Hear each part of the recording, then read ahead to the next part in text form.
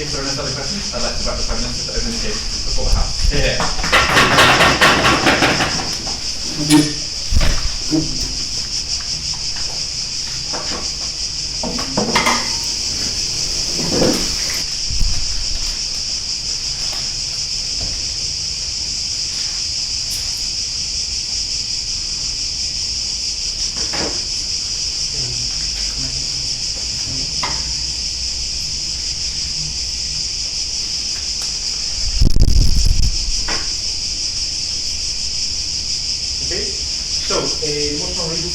Actually, in cases that as I described, complex and or sensitive, most of the times the union prefers all those issues to be solved by actually using anonymous decisions. We believe we prefer a world in which the European Union would vote, but actually have the majority decide upon what we are going to do with the issue.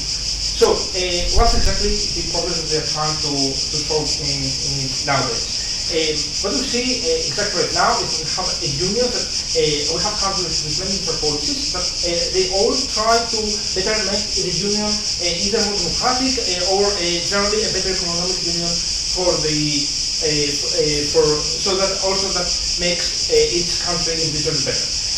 What we see right now is that whenever one of those issues that are either very complex or sensitive comes in the surface and each country has to vote, actually the problem is to see that small countries that have disproportionate power inside the union and either not contribute that much in the GDP or they actually need more help from the EU in order to improve themselves and actually don't contribute that much in the EU. Actually, those countries have much power in deciding what the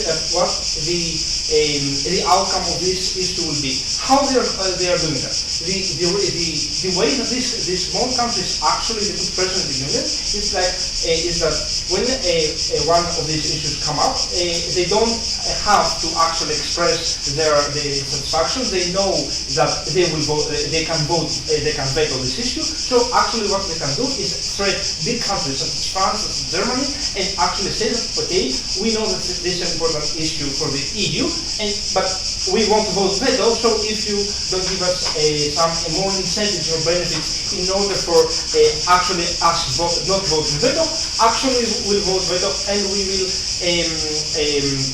we will lose time actually resolving this issue. This is of course a big problem since we see that several countries can actually threat others and actually demand more power, while actually this might not be in the interest of the actual union. And we see that although most of the countries may be in favor of this motion, actually all the countries are damaged in a bit in order for this small country to, this individual country to actually gain something more in order for them not to vote veto. What we actually want to succeed with changing that is that first of all, we stop resolving conflicts by having that kind of mechanism. So small countries in secret actually contacting other countries in order to demand these things and threaten veto. Moreover, we actually continue to have big countries that they continue to have the same power as right now, since in both worlds, if they like a motion, big countries will continue to vote in both worlds. They vote in favor. If they don't like the motion, in both worlds they vote against, and so and they have a say in that in a bit. And moreover, anonymous. We deal with this anonymous decision that's right now, which actually lets individual countries gain a benefit that actually damages the whole union just so a motion to be passed. And actually, as my co-partner would explain you, we actually incentivize debate, and we actually give more incentives to countries to state their disagreements and actually try to change this motion that they are trying to pass. Before I continue, yes. Right, so you said that majority voting means that they can actually vote against, but the truth is that they will have no influence, because as a majority vote means that those who have voted against, and there's little of them, the thing will still go through. So how actually these smaller countries these are against will have their power after? Well, the difference, okay, look, probably you didn't understand our point. Our point in both, right now, small countries can threaten the countries by actually saying that if you don't give us some more benefits, that only we are going to benefit from that, then we vote against. So, we vote veto, and actually this motion does not pass. What we actually are saying is that this is unfair for the whole union because this keeps the whole union back, and then we want countries, the big countries, to actually have the most say in this situation. So actually, the small countries, if they don't like a decision that the union wants to pass, well, they will have, as my partner will explain to you, they will have to actually make a debate and actually say that we don't like that, we don't want to vote in favor, but let's start the debate and actually try to find a middle ground. While right now, these countries don't want to find a middle ground because they know that, well, we don't have to make that they know that because they have veto, they have the power to just slow down the whole procedure, and this, because here the whole union, actually threatens the big countries to give them more incentives, which is unfair because it's something that they does not contribute to the whole union.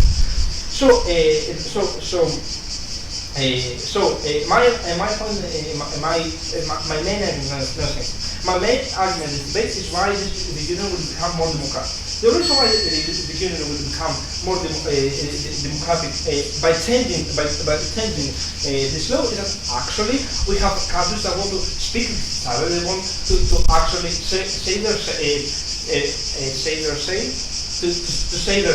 and actually state their opinion.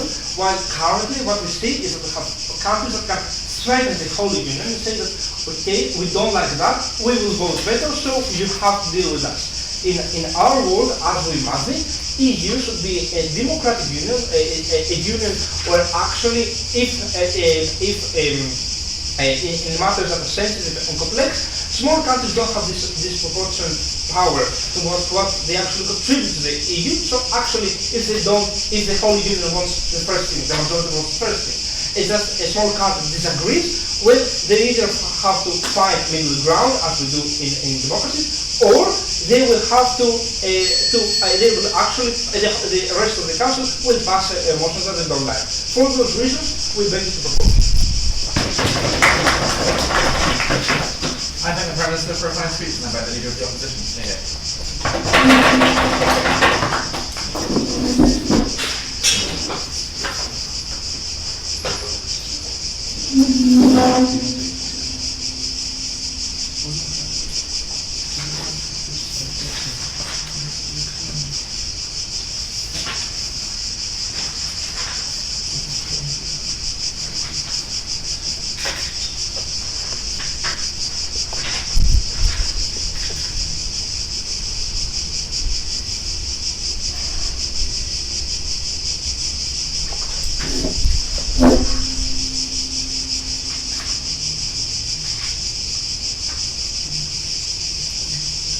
The word that comes really often in speeches of Le Pen in France is the word sovereignty. And it's not just France, but across Europe there is just a weak equilibrium where the pro-European voices are stronger, just by a little bit.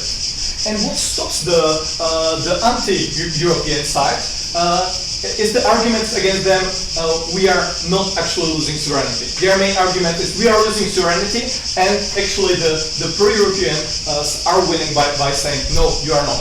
We can always associate with it. The whole case of the opposition will be how we are feeding the levers from European Union, and why this is such a big harm that even if all that they say would be true, this is much bigger harm.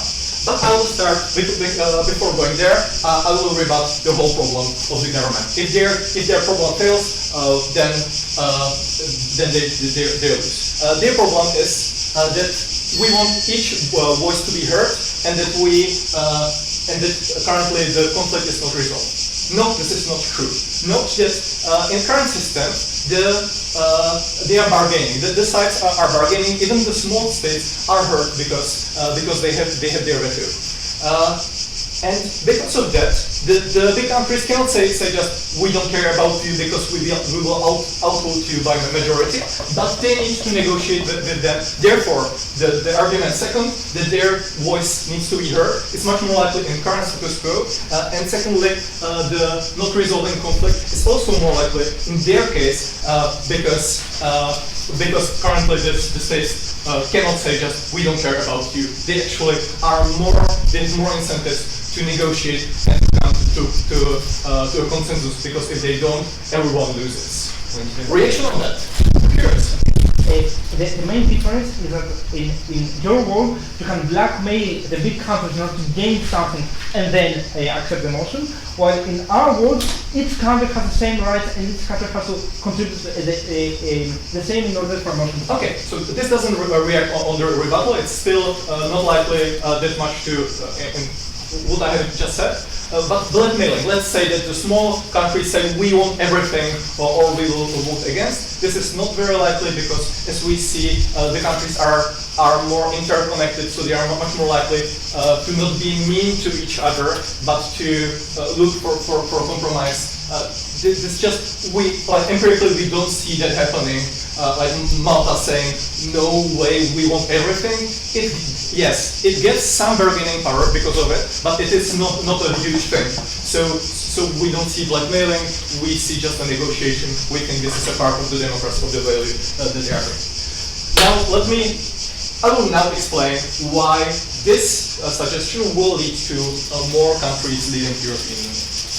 I already mentioned that one of the problems is the really weak equilibrium between the pro-leavers and pro-staying in the European Union. If you look at the statistics, in the Central Europe, the turnout to European elections is around 20%. The people don't like European Union. They are very likely to listen to politicians that says the European Union is evil.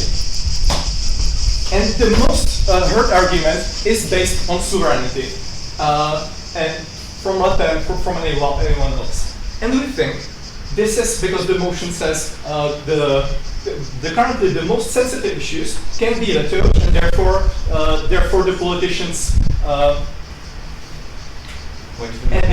Currently these politicians are stopped by the argument that no, we have a sovereignty, we can always veto.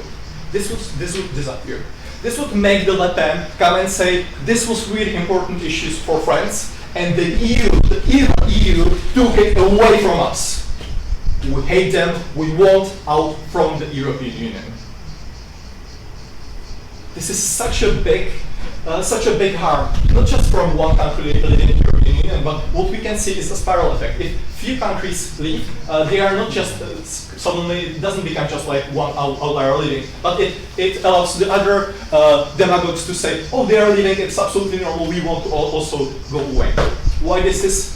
So we are giving the argument that makes the populists win the elections, therefore lead the country out of the European Union. Why this is such a big problem? Many of the benefits, the less countries are involved in European unions, the less are the benefits, not for just the country leading, but for every citizen in the European Union. This is the biggest impact group in this group, because the European Union has the biggest impact on its people, and it's more than 100 million people. We say that let's state it more concretely. First, the big benefit of European Union is trade, or moving of people. If some people leave, currently I cannot move there and maximize my choice to go there and live a more happier life if the country leaves. I cannot suddenly buy yogurts that cheaply from Britain because they left. We think, and now I just want to pre-rebut why leaving from European Union is such a big deal. Because if the country leaves, it doesn't mean that it just changes the label and currently we are not EU member, but we have all the benefits. No, what I will show you now is that why the benefits will lower for everyone. If the country leaves, it creates an objective obstacles and also subjective obstacles. Objective obstacles, it's much harder to negotiate with them afterwards because they are not members of some of the platforms. It's more they're just the objective obstacles derived from this. It makes the whole process slower and more complicated to to make a trade with them. But secondly, and this is very important, we see it in the case of Britain, the subjective obstacles. Just that the country is leading, it makes the investors afraid. It makes me afraid to go to Britain because I see how quickly the political landscape is changing there, and it makes me not trust the Britain to go there or as a businessman to make a business there. Therefore, even if there would not be any objective obstacles, it would still make me less likely to trade with them or move to there. Therefore, losing benefits not just for the country leading, but also for other countries. So because I have shown you that we are actually losing the resolving conflicts they promised us, and because I have shown you that we are giving voice to populists, which are likely to lose the benefit for all the 500 million people here in the EU, I beg you to oppose. I then leave the leader of the opposition for a final speech, and I invite the gentleman to be here.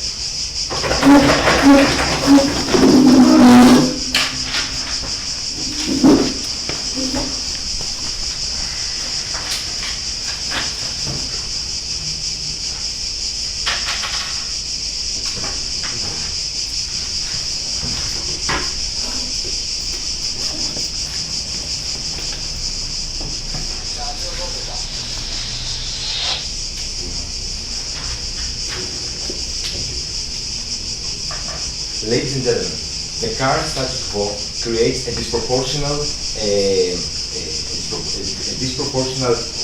allocation of power to countries that do not contribute enough to the Union in comparison with those who contribute enough to the Union. We believe that in a world where majority vote exists and the current system is not in existence, we will achieve a fairer representation of the countries in those councils. We will prove to citizens that the EU can be more democratic and hear their concern about the EU Council. And finally, we will bypass issues that are created for political reasons of small countries, and I will explain. And those are my 3 points that I will elaborate later. A key point of rebuttal, because the main point of opposition bench will probably be that we will lose a big player. The current system already lost a big player, which is the United Kingdom, and we believe that under both worlds, any proposal should be firstly is inevitably discussed between the big powers. So we will not, every EU proposal has been already discussed between Germany, Holland, the Netherlands, France. And they came to a decision, and then they made the proposal. This is the most of the cases the status quo in both worlds no change. If a big country do not believe in the proposal of another big country, in both worlds they will talk about it, and we have a negotiation. They will not go public on it because it will damage the union very much because everyone will see that the main countries have an issue. So the impact of that argument is not valid. It is the same, in both worlds. They both have the intention to show that they are united, and if they have a major issue, they will inevitably leave the country, such as the situation within the UK. That applies to France, of course, the example of France, and I will now proceed to my recommendation in order to make all those mechanics seem more clear. The first one is the fair representation.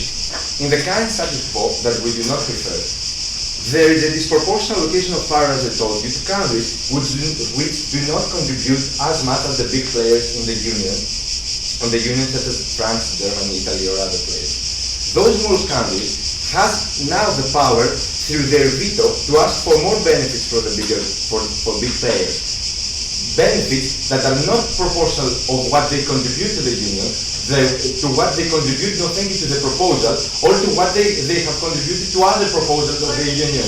Just a moment. Causing loss of valuable time or resources from those countries, and in many cases causing some proposals to fail. Please.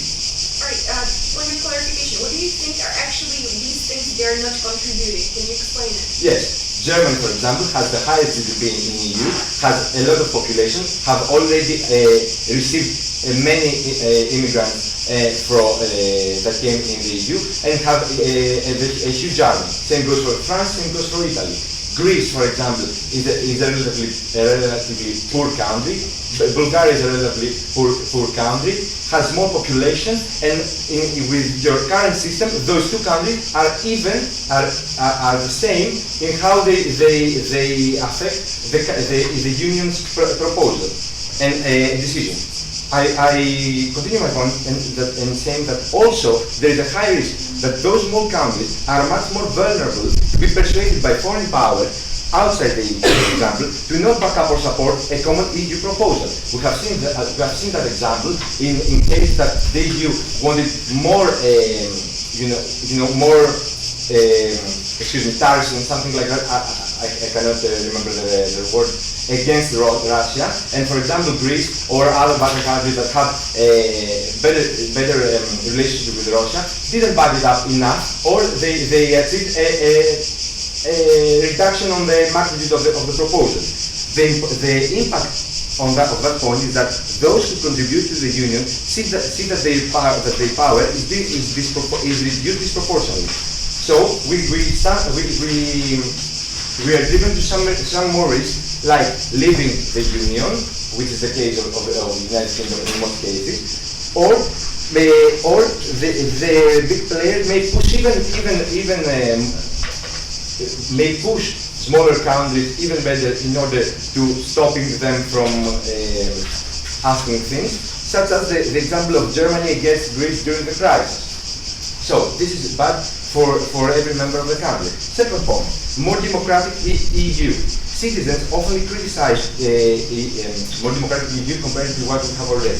Citizens often criticize the EU, both leaders and councils, for not being democratic enough or representative enough. There are concerns about the European Parliament and how it is representing the voting of the people, or other countries inside the Union. It seems like there are some meetings in Brussels that affect everything. That's why we prefer majority vote, because it gives the opportunity to any country of the Union to express officially their concerns about an issue. And this is important because it will make some small countries think again if they want to go against a common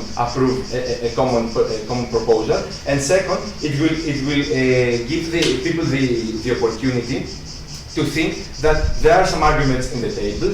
The countries have the space to say their opinion loudly, and not just accept everything because someone else told. Telling about. Final, it makes some important decisions to be effectively solved without being stopped for reasons that affect a minority. Sometimes a small country. Sometimes an issue which is in favor of the Union may fix obstacles and not pass due to issues from the majority. Example: Greece versus North Macedonia. Greek politicians came to a decision earlier in order to begin the procedure of interaction in North Macedonia. In our world, a small country could not affect us in such a great magnitude. Thank you. We will have no reason to vote for us. I have the Deputy Prime Minister for a final speech, and I invite the Deputy Leader of the Opposition, please.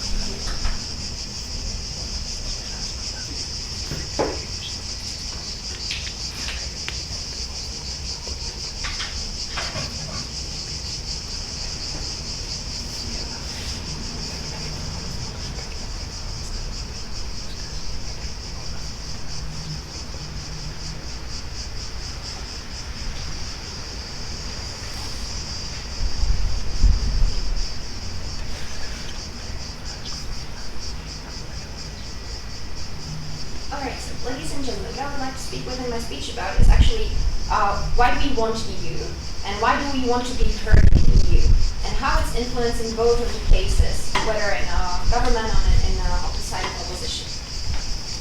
So first of all, let's take a look.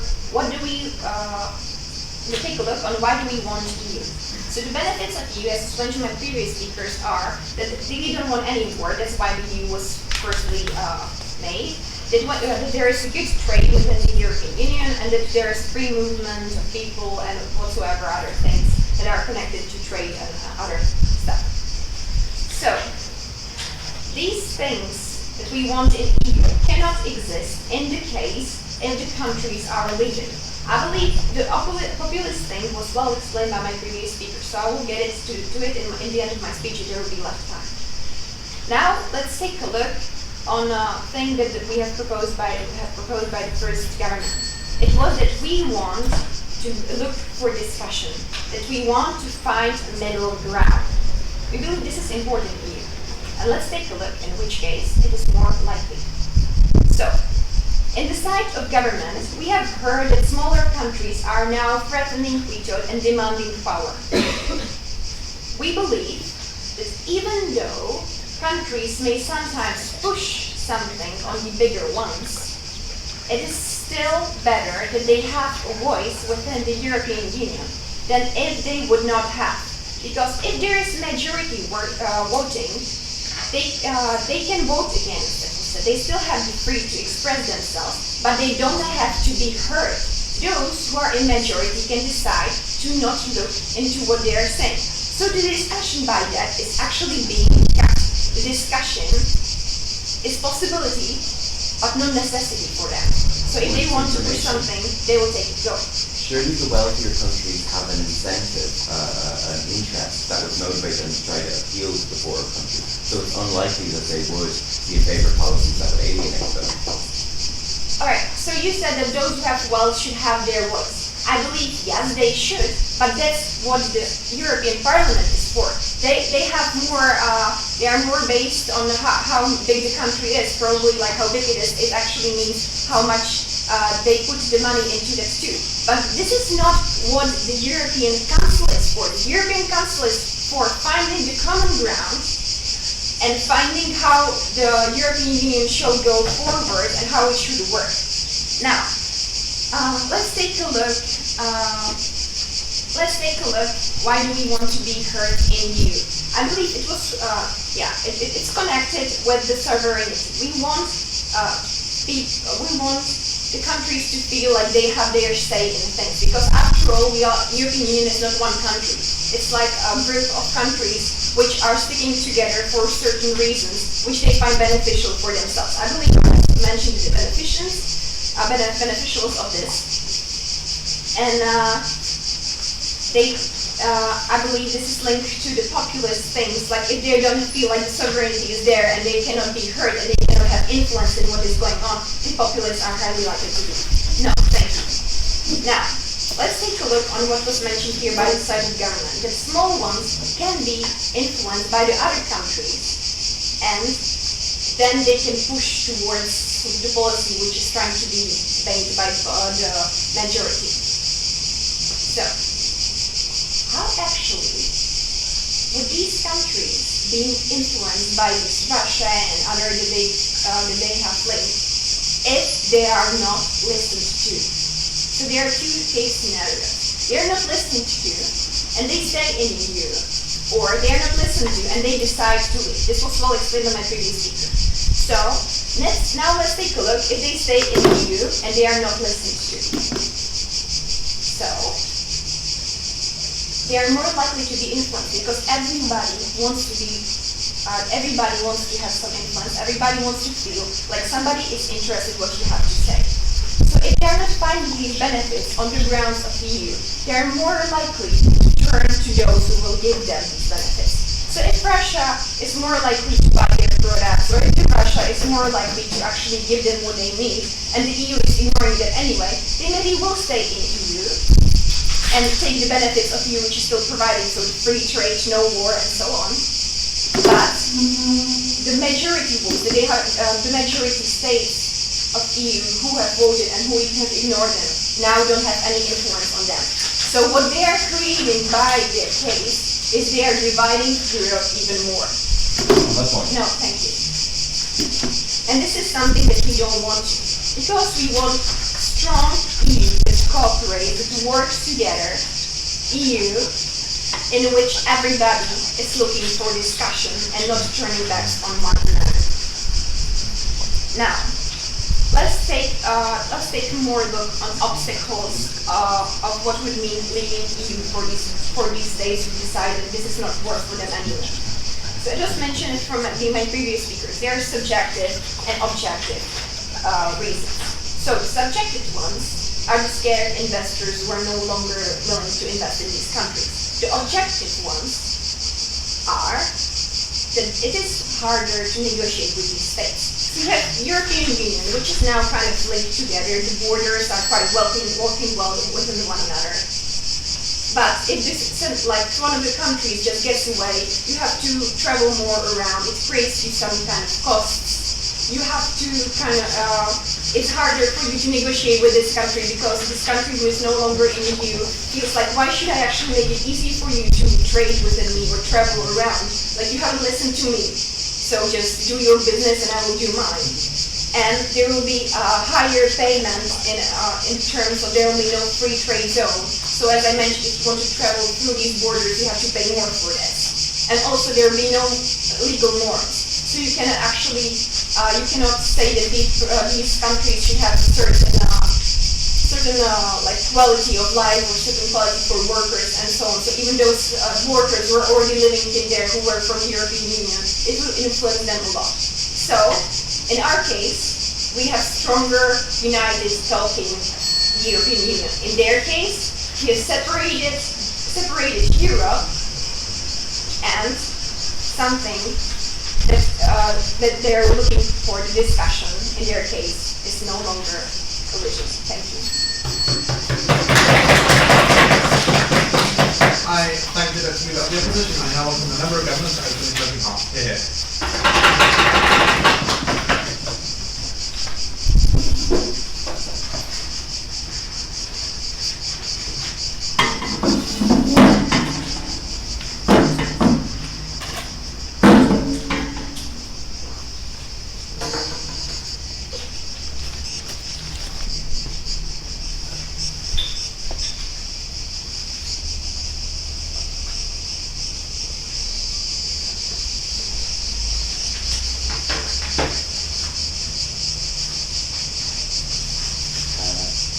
Thank you for the floor. So I'm going to explain why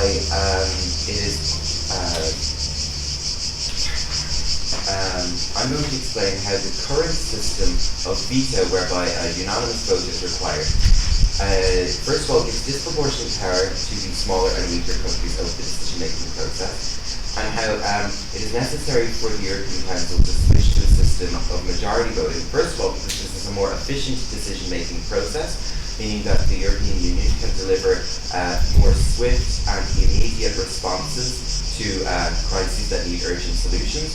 And it also just provides the EU with the collective power and clout and influence that it needs to leverage rogue countries or countries that might be defying EU law into behaving by threatening to suspend their rights. So first of all, I do think that a lot of the points made by opening opposition about how by switching to majority voting this can somehow trigger Euroscepticism don't really make sense, because they say that, oh well, the smaller countries won't have as much power under the system and therefore they'll feel alienated and they'll be more likely to break away or support separatist movements similar to Brexit. However, it's important to bear in mind that the larger and wealthier and more powerful EU countries already have an incentive to appeal to these smaller, weaker countries. They already have an interest, a motive to try and get these countries on their side and to try to pander to them and to not be in favour of policies that could potentially alienate them. So it's in the interest of wealthier countries like Germany and France to sort of appeal to the smaller, say, Eastern European countries that aren't as wealthy or powerful. So therefore, it's unlikely that this would happen. And if anything, there's more likely to be dialogue and debate and discussion on our side of the house. Why? Because instead of one country being able to threaten to veto the vote, instead of countries are forced to engage with each other and actually have to build coalitions and alliances in order to secure a majority, and therefore they're going to have to make compromises, they're going to have to cut corners and make concessions, and therefore the decision is probably going to be one that appeals to as many people as possible, and one that does not alienate the smaller countries.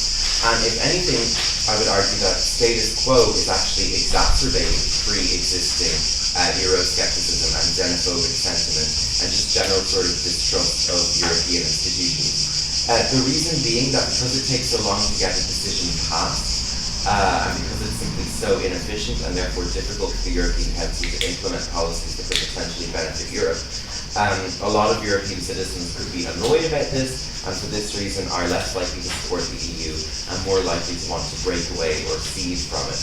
This is because much of the criticisms levelled at the European Union and European Council are that it is perceived as inefficient, excessively bureaucratic, poorly organised, and that basically all the people who work there are a bunch of pencil pushers who never achieve or accomplish or contribute anything.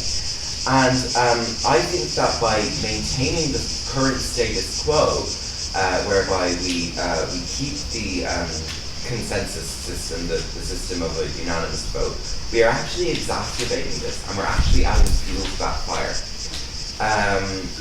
Why? Because whenever the poorer countries use their power of veto by threatening to vote no, because the vote has to be unanimous, they are essentially holding the wealthier and more powerful countries hostage.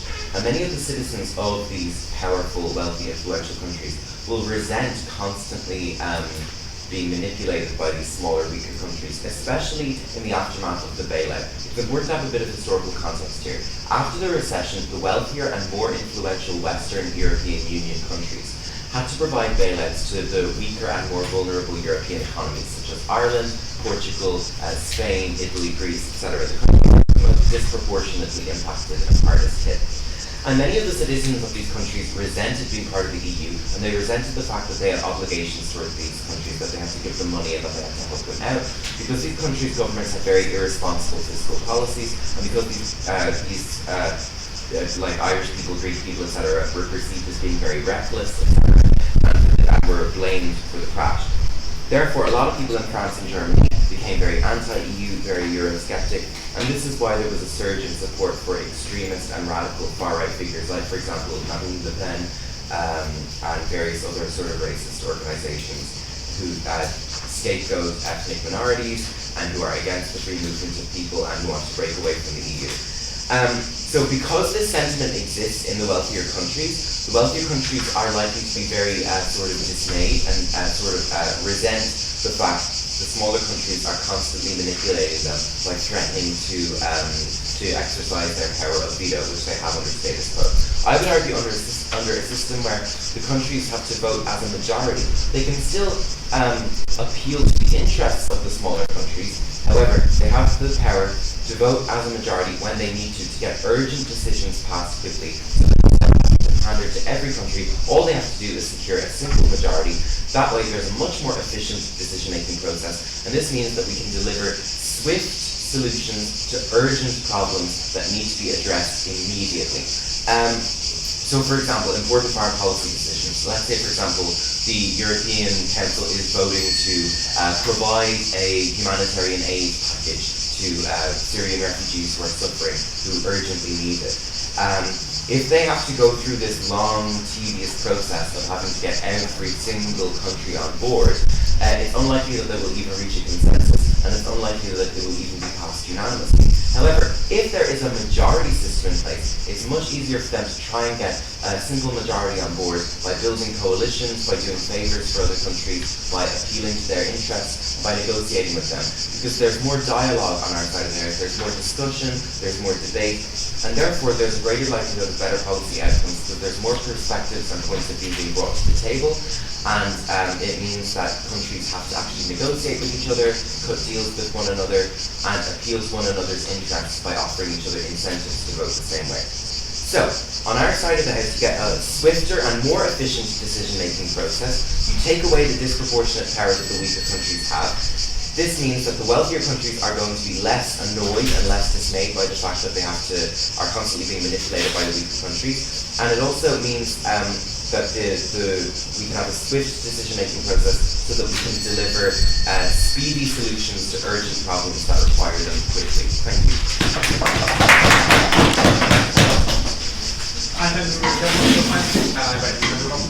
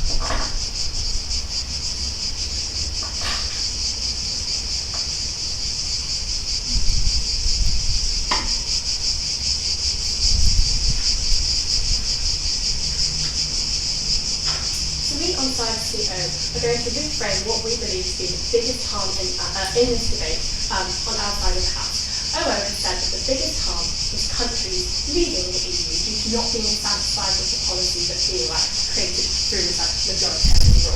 We say that it's not countries leaving that is the worst implication. It is bad policies that is going to be the biggest implication of what government is proposing. What do we think about this? There are three things I'm going to talk about. Is that the fact that with veto power, countries have to negotiate. And I will prove to you that this will therefore categorically lead to better policies because everyone has to talk in order for a unanimous decision to be made. I'll also talk about the fact that every country has an equal stake. So not only will countries probably not leave, as I always talk about, but also there's equal accountability under our model. And I'll go on to talk about this. It's also the fact that more research and time will be spent on making sure that these policies cater to absolutely everybody's interest, and therefore it's in the interest of the entire EU, and make better policies in total. But on to some points of rebuttal. OG has said that small countries can veto and screw up big plans for big countries. Under the status quo, unanimity means more discussion, more research, and more compromise, as I will come on to show you. It facilitates a strong union because everyone has to be in agreement in order for a policy to go through. Under your model, smaller countries will constantly be overruled. If this does happen, countries will be likely to leave and will also have bad policy as a result, so we bring two harms here. OG also says the union should be democratic. It's democratic in its election, etc. It's like the council is made up of heads of state. The EU Parliament, as a level of the EU, requires a 2/3 majority, which is great because their policies are on a smaller scale and vary from country to country. With unanimity in the EU Council specifically, it's important because it's wider policies that affect on a global scale and an internal scale for all of its members. Government has also said that there's an imbalance of power towards small countries. This is not right because each country contributes money proportionately to the size of its economy, and therefore everyone's trying as hard as they can to make sure that the Union is united. And bigger states have also signed on for this, so I don't know where you're getting at with this. They know that some aren't contributing quite as much economically. CG also says that it's more swift. This is a key point for us. Swift does not equal good policy. If anything, it equals bad policy because it's a rushed decision made in a majority rule that's not actually going to satisfy the interests of all member states. It's actually going to make sure that on a global scale and on an internal scale, not everyone is happy with the outcome of this. Your example of the Syrian refugee crisis, for example, falls under our side specifically because all states will have to sign on for this humanitarian aid package under our side of the house. Under our side of the house.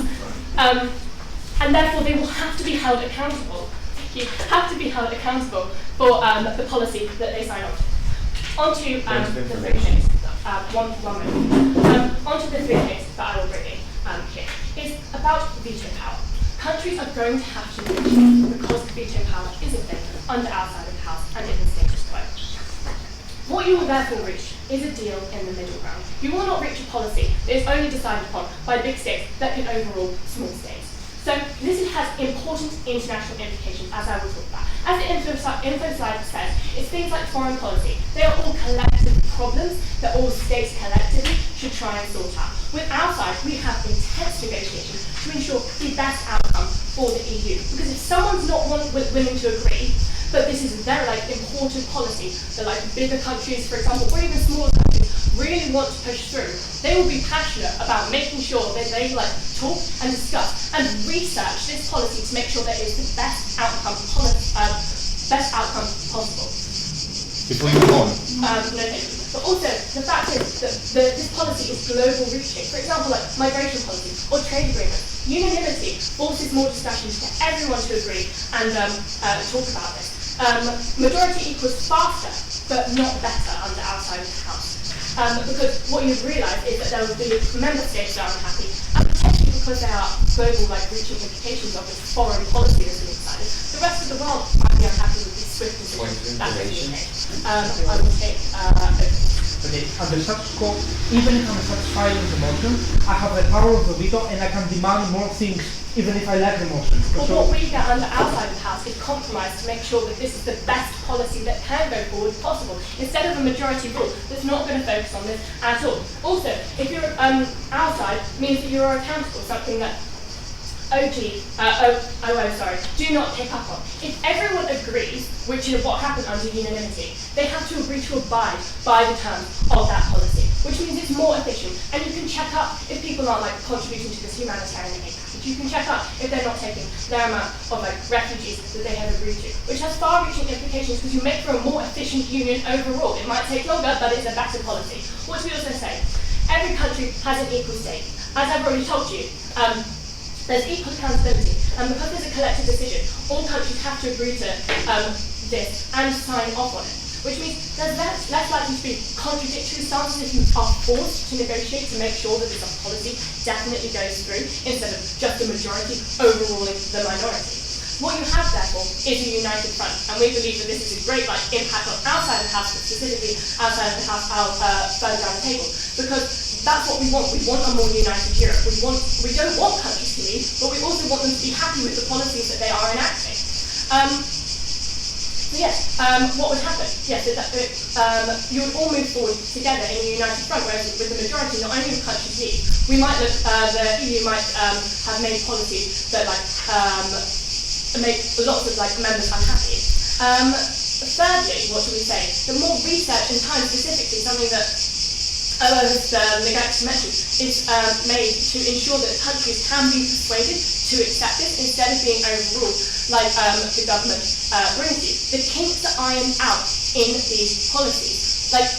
There might be a policy that not every country agrees to, but through negotiation, you can bring them around to your side, and you can make sure that everyone's moving forward together in order to ensure, not just a better European Union, not just a better internally for all member states, but also a better world in terms of far-reaching policy. So yes, I beg you to do so.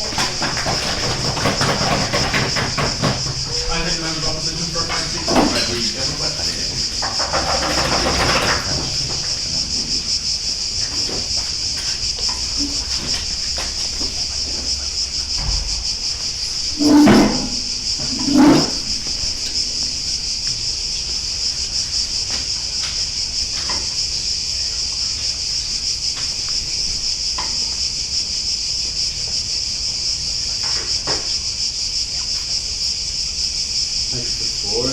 No, it's for a lot of very good speeches here today, but I do think that Copenhagen government has taken over all of the speeches here today, and I will explain to you why. First I'm going to talk about how we took it over opening opposition, then I'm going to talk about how we took it over closing opposition, then I will talk about how we took it over our opening government, okay? Okay, so a big point that opening opposition made is that they believe that we will have more countries leaving the EU because they believe that they have been wrong, etc., and that their sovereignty has been superseded, okay? But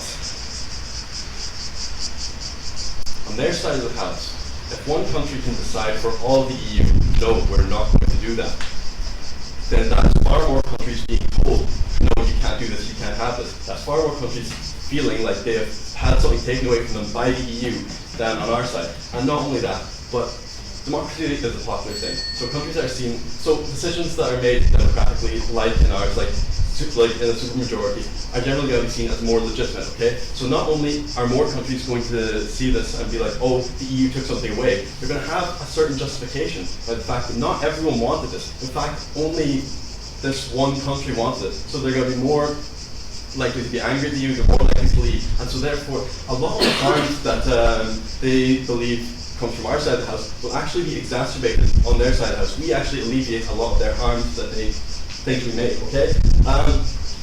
And so beyond this, yeah, this is a point that both opening opposition and closing opposition made, okay?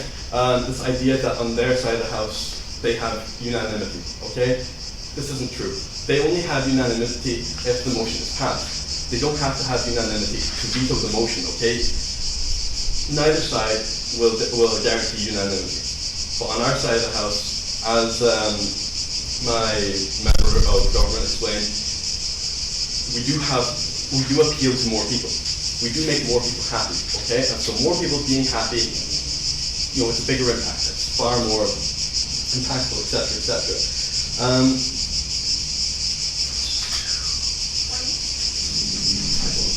How is actually the more people happy more important than the whole working, cooperating EU?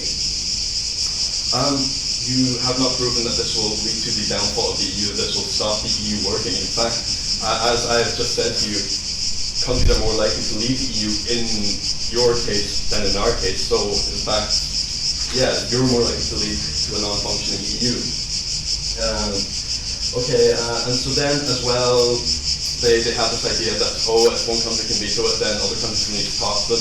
But again, this isn't true, okay? They don't need to find common ground. The country that vetoes this decision won't need to find the common ground. If they already got what they want, okay? Whereas in our mechanism here, countries are more likely to open dialogue, okay? As my member of government explained, countries are more likely to open dialogue because they need to convince more people, they need to convince a certain amount of people, not right now, etc., etc. Yeah, okay. Sorry, they need to convince more people. The vetoing country doesn't need to convince anyone, so they won't want to talk. Whereas in our side of the house, they will need to talk if they want to stop the motion going, etc. And you might say that then the majority doesn't need to talk to the minority, but on our side of the house, the majority is far less stable than on their side of the house because the vetoing country doesn't need to rely on any other nations besides itself. Whereas obviously to retain your majority, you need to have the support of other countries. So maybe you want that conversation so that you're not left behind by the other countries that might think, oh well, actually, now that I've listened to them, it might be a good decision. Okay, and so then why are we taking over closing opposition? Yes, as I've previously explained, unanimity is not on their side of the house. In fact, it's quite unlikely that every country in the European Council will want the exact same thing. So unanimity is very, very unlikely, in fact. Okay, and then as well they have this point that faster is generally better. Okay, this isn't true because sometimes some decisions have to be made quickly. Sometimes time is of the essence. In the example that my member of government gave, the refugee crisis, okay? If people are starving and if people need to get food or aid, then that needs to happen quickly. You can't wait to have this big conversation about it with this small country that doesn't want to pay to give aid to these group of people, you know? And then even if, not right now, and then even if then in our case, then a few countries decide, oh well, even though the majority voted for this, I'm still not going to live up to my EU responsibilities. at least then the bigger countries, the countries that did vote for this, the majority are actually giving aid, okay? Because this way, at least some aid is going through, even if it's not as much as the responsibilities of the countries would dictate, okay? On their side of the house, one country can veto that and then no aid, okay? Or even worse then, you might have to wait for ages and ages, and then more people die, and people dying is generally a bad thing, because obviously if you get the supplies to them, no please, obviously if you get the supplies to them quicker, then less people are going to die, okay? Yeah, and then again, why we should go over opening government. Obviously opening government has a very strong case, okay? But one example would be that our impacts were bigger, okay? So we said that, we mentioned that with the majority you're going to have to kill to more people, and it's going to make more people happy, And we also brought to you the fact that more countries are likely to leave the EU on their side of the house. They did kind of touch on that with Brexit, but Brexit's a lot more complicated than that. And we also showed you, they just said that it happens on both sides of the house, whereas we said it's actually far more likely to happen on their side of the house, rather than just being wash out 50-50 split, okay? Beyond that, we also gave you more analysis on why dialogue and discussion in the EU Council is good, and why we get more, again, from my member of government, when he talked about the incentives for these countries to talk to the smaller countries. Because obviously they want to give voice to these countries, because they want them to be on side, they want them to be friendly to their countries, because they want them to be able to all benefit from these policies, because it benefits these big countries as well. If these small countries are doing good, like a strong euro, etc., that benefits big countries. Thank you very much for listening to me. Please propose. Well, I have to get my final speech, and I don't into the debate.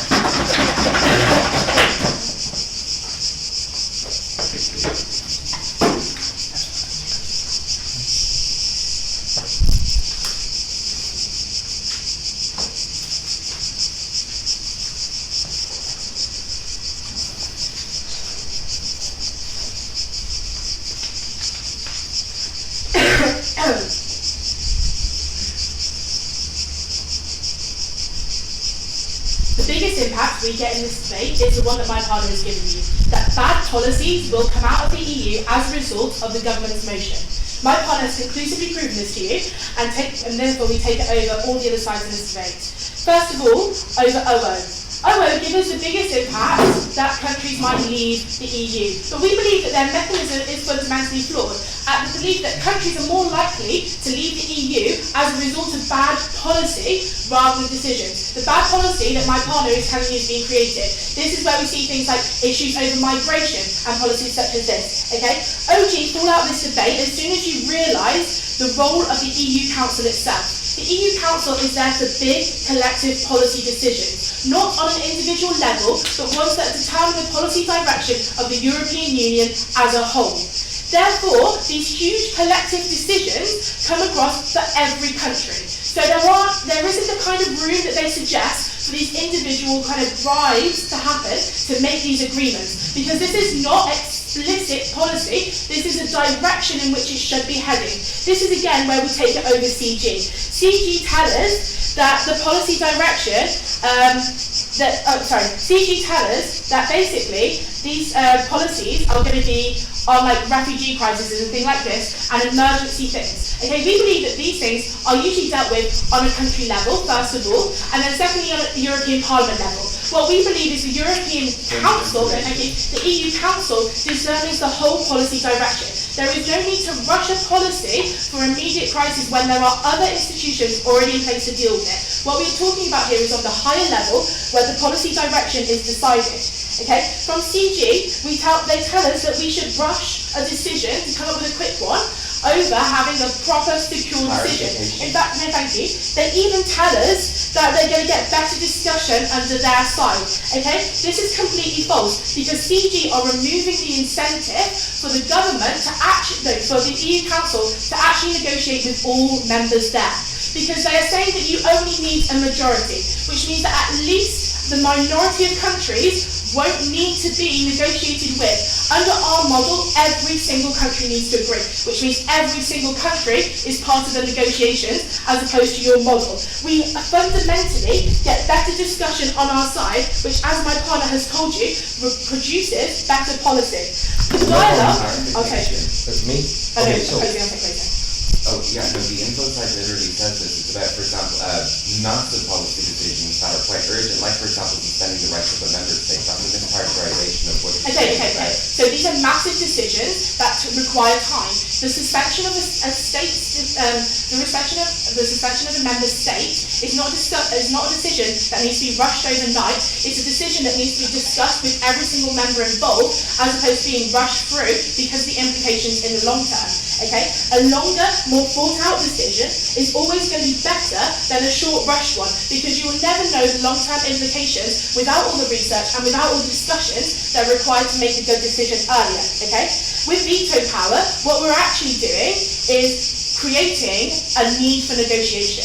There's a misconception on government side that this will just completely stop policy. But we believe that there remains a good consensus across the EU, which means that all countries are working towards unification and tend to have common goals. What tends to happen is you get small sticking points. These are the small sticking points that certain countries want, which can be negotiated to get. So what we're actually producing on our side is middle ground negotiations, which cover every single country and are something that they will all agree with. We believe that it's much better to find this middle ground and to have a policy which all countries can agree on than to have some countries not agreeing. And at this point we get to the unanimity point. Okay. This is a certainty on our side, an absolute certainty, because every single country on the EU Council, every single member has to agree to this policy. This fundamentally produces a united front. Because they all agree, they are all accepting responsibility for that collective decision. That means that unanimity is a complete certainty on our side, because every single member signs off on this policy. Okay, so with that, I think we've taken down CG. No, thank you. So why is the policy that we get from my partner, the impacts that we get, the most important?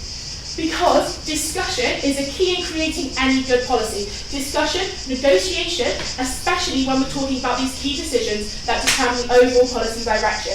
Okay, it's imperative that decisions are made right. This is where OO missed the mark. Okay, because the biggest advantage of unanimous decisions is this guarantee of better policy that comes from the negotiation that has to happen to iron out any flaws in any deal. That comes from the negotiation that produces this middle ground, and that also produces this collective responsibility that is every single country stands by this decision every single step of the way because they have signed onto it, okay? And finally, the final point that my partner gives you as to why it guarantees better policy decision, thank you, is because the sheer research and time that will be put into these policies in order to make sure that they actually succeed through the EU Council. Which means that more investment is going to be put into ensuring that all of the kinks are ironed out, that every single fault in this policy is removed before it goes on to a better level. And we get the best impacts in this debate come from having good EU policy as a whole. Because we stand as a united front, it's the union after all, in foreign policy, when we're addressing other countries, having a united direction that everyone agrees on. In terms of human rights within the country and the citizen states, the citizens' rights, as denoted by the information slide, are affected by this. So now we also have this individual level where every single person has the right, feels as if their country signed off on the same declaration.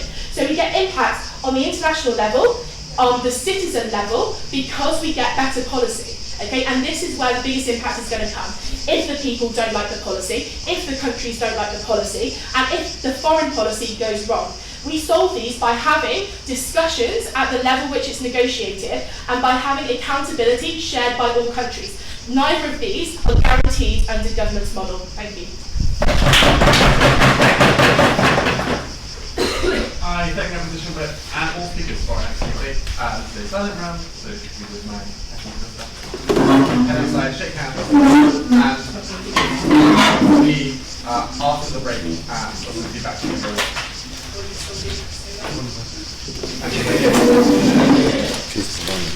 Well, we'll see if they release the contract anyway.